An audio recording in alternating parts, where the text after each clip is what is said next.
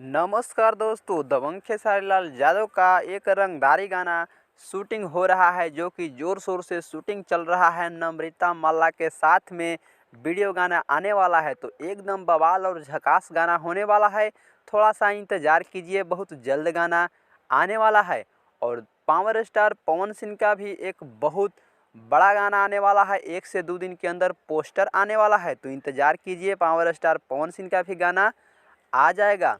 बात करते हैं दबंग खेसारी लाल यादव जी का गाना जो है नम्रता माला के साथ में आने वाला है तो आने वाला है वो वाला गाना एकदम बवाल मचाएगा, क्योंकि अलग अलग लोकेशन पर शूटिंग किया जा रहा है। अभी वो वाला गाना का शूटिंग ज़ोर शोर से चल रहा है, तब तक वेट कीजिए। जैसे ही पोस्टर आएगा, पोस्टर के माध्यम से हम बता देंगे गाना कब रिलीज होगा, कौन सा चैनल से आ रहा है। बवाल और धमाल मचाने वाला आएगा। थोड़ा सा इंतज़ार और कर लीजिए, 1-2 दिन का।